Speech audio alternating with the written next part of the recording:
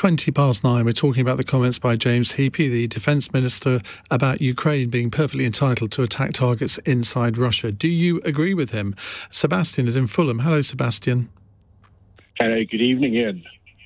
Hi, what would you like to say? Well, I think it was totally irresponsible of this man, totally irresponsible, clearly on orders to do so. But I just think that a lot of these guys, they don't realise that sending these poor Ukrainians into as cannon fodder against the Russians, who clearly are much stronger on the ground. And we might be winning the information war within our own echo chambers, but the reality is on the ground, the Russians have absolutely cleaned up. They've got superior firepower, and their strategy hasn't been to occupy. It's been really to encircle and to wait it out, because they've got the resources, they've got the manufacturing base to make weapons and make ammunitions, which they supply by train, and that just keeps on coming through. And one of your last speakers was talking about, I think the second lady was asking why they haven't targeted all the ammunition that we're sending through. None of that stuff is getting through. This is mostly propaganda. Anything that comes through, how do you know that? Taken out. Oh, well, how do you know that? I don't live in the echo chamber, let's just say that. All right, but where do you live then? No, well, I mean, there's different ways to get this information. You can either rely on mainstream sources. I'm telling you now, you can rely on mainstream sources, or you have your own sources who are on the ground over there who are telling you what's going on, in real time. There's different journalists as well, which are covered on channels like open source channels like YouTube, for example, who are very, very well-known people who also give their own accounts of it. But my point is, you can't. But how do you judge that? How do you judge that they are providing accurate information? Well, if you look at it this way, I mean, if Russia was in such a state, and they, everybody would like us to believe that the Russians are losing this war and they're losing badly. Why is it that it is us who keep on pumping out all this, sort of false flag information about chemical weapons and all sorts of things? It's always us who are pumping this stuff out, and it's very annoying. I don't recall any accusation that chemical weapons have been used.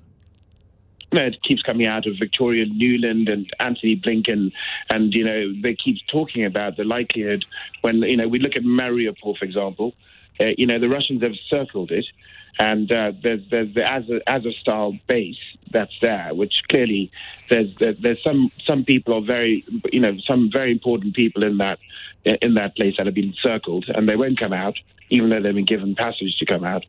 And yet it is us saying that... But you would accept the Russians have often said, yes, we'll give you passage, and then people try to take advantage of that, and then they're shot dead.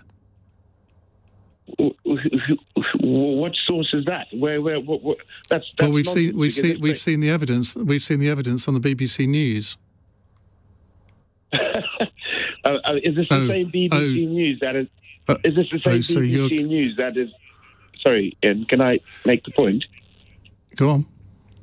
Is it the same BBC News that was telling us that there were chemical weapons attacks in Syria, which were proven later to have been staged, or the same BBC News that was very actively propagating that there were weapons of mass destruction in Iraq, and went on pretty much acres and acres and months of proving that there were weapons of mass destruction.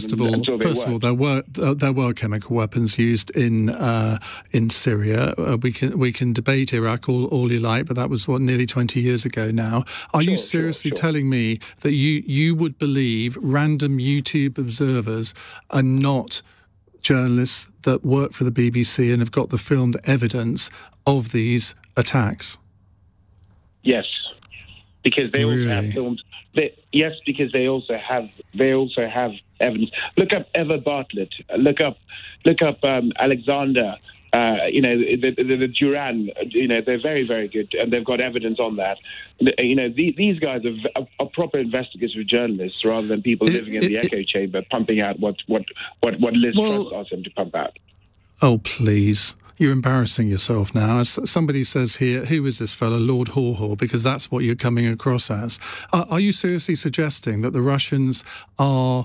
I mean, surely if they were winning, they said they would take Kiev in 2 days. They withdrew from Kiev, and now they've moved on to... They've regrouped and they've gone to the Donbass region. Are you seriously telling me that you think the Russian invasion, or do you call it a special operation? I don't know. Do you think the Russian invasion of Ukraine... Well, I haven't asked it yet. Do you think the Russian invasion of Ukraine has gone as the Russians thought it would? Well, the second caller you had in made a good point that nobody has that playbook for starters. You know, we can pretend we know what the Russian sort of plan was.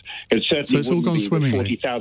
With 40,000 men to take a city the size of with 3 million people, that no military strategist in any country will tell you that is possible. They had 150,000 soldiers on the borders of Ukraine. They had a 40-mile convoy of vehicles heading towards Kiev.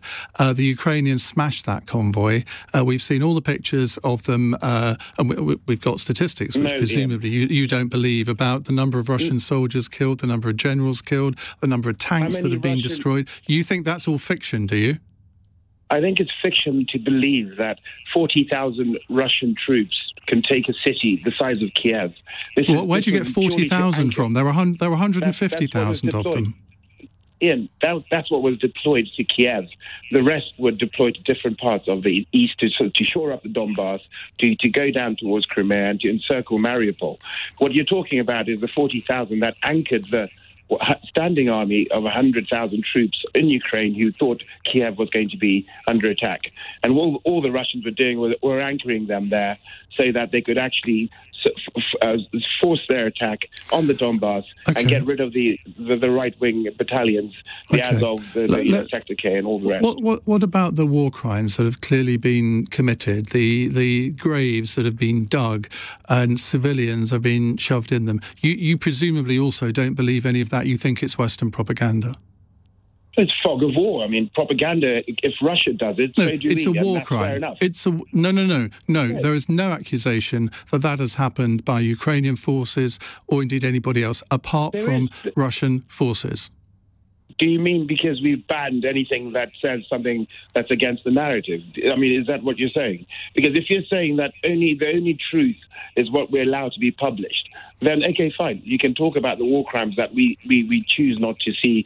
8 years before Russia... I asked you about Russian war crimes. Do you believe that they've committed any? Well, for 8 years before February 2022, the Ukrainians were killing Russians in Ukraine. Question. Answer the question. Do you believe that Russia has committed any war crimes? Do you believe war crimes can only be perpetrated by Russia? Don't answer a question with a question. I want an answer. Do you believe any of the reports that Russia has committed war crimes?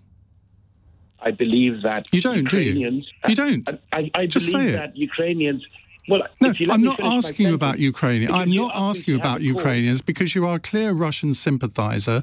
You are promulgating Russian propaganda, which about 5 times during this call I've wondered whether I should even continue with it, but I have, because I think it's important that people realise that there are people like you who are quite happy to promulgate enemy propaganda. You don't want to hear the other side of the conversation. That's cowardly. So let me make my point. 8 years before... No, you're not willing to answer my question, so why should I? I've already answered it. I've said no, you haven't. I've asked you, do you believe that Russia has committed war crimes? And you won't say yes or no. Well, now you're asking me to prove something that just now you said I have no evidence for it.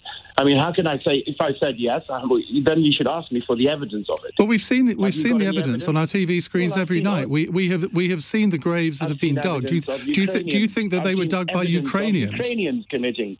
Well, 8 years before we went in there, 8 years before the Russians went in there, we saw 15,000 Ukrainian Russians being slaughtered by the Azov, in the east. And which is what spawned the Russians to come in and defend Russian speakers after that part of you think Ukraine. You think it's absolutely justified that Russia invaded Ukraine?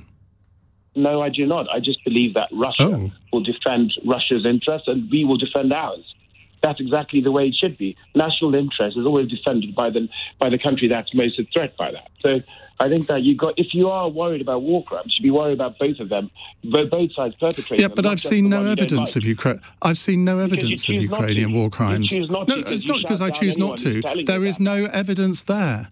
And we've got to go to the news now anyway, but I think most people who've listened to this conversation will have wondered why I've gone on with it for so long, because you are clearly a Russian propagandist who doesn't believe anything that you are informed about by your own media.